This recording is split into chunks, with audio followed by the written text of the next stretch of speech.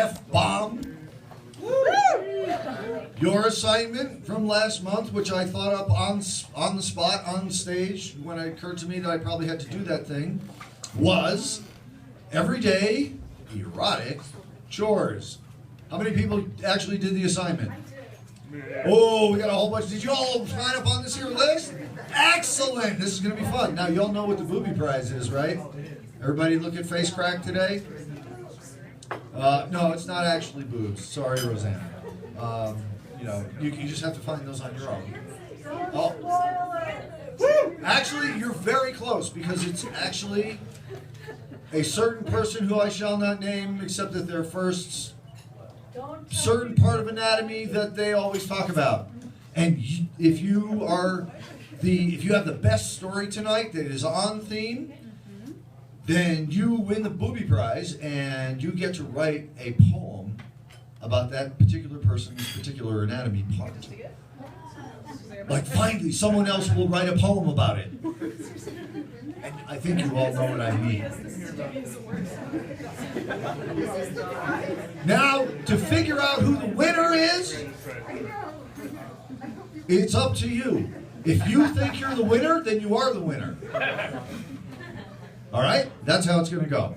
So, tonight, to start off the post-Valentine's Day Singles Awareness F-bomb, we'll start with one of the champion, most singlest persons out there in the world, except there's a Helen haunting him. Mr. Rob Geisen.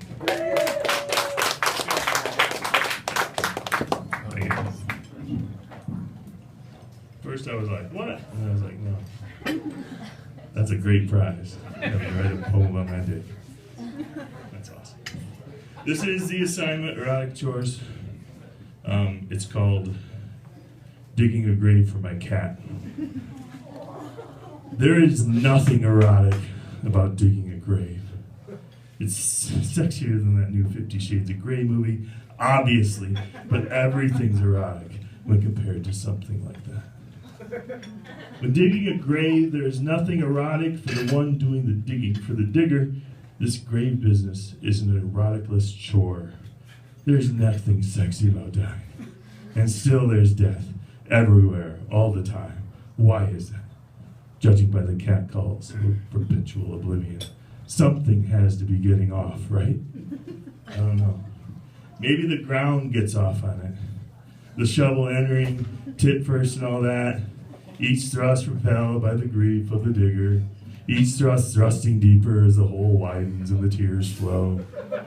Is that a cockroach or a clitoris? Wind blown into the yard candy bar wrapper, or a cum rag, or both.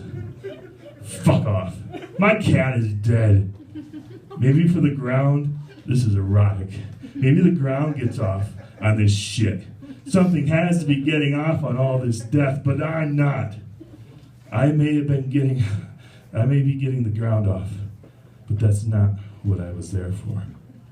My best friend had just left me. I wasn't out there to fuck the earth like a porn star. I was out there to bury my cat.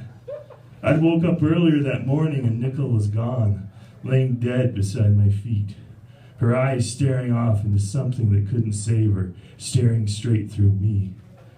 Wrapped her in a blanket and put her in the basement, Norman Bates style. Plan being to bury her when I got home that evening. And I went to work, crying the whole way there. Crying through my first appointment in the morning. And crying as I canceled everything else I'd had scheduled for the rest of the day.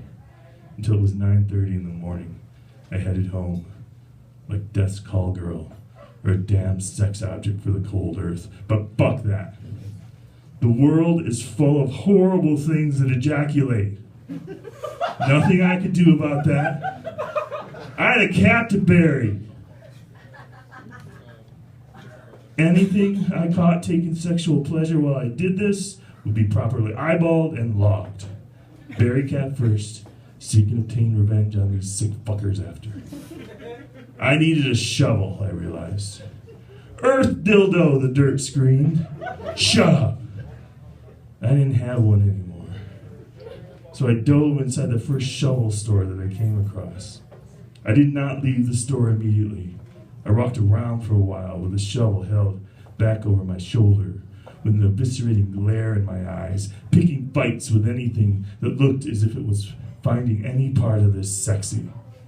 Half ran of spare tires, the glue guns, a cardboard cutout, one of those Duck Dynasty duck call looking. I hated that place. I had to leave. But I didn't want to leave, though, because leaving the store would take me home to bury my cat, and I didn't want to bury her. Sick fucking chore. I wanted her to be alive and follow me around, watch me brush my teeth and chase stuff and sit on my shoulder as I stayed up all night typing about love and the world being such a goddamn mess. Who was going to watch me brush my teeth now? Who was going to give a shit about anything I've done?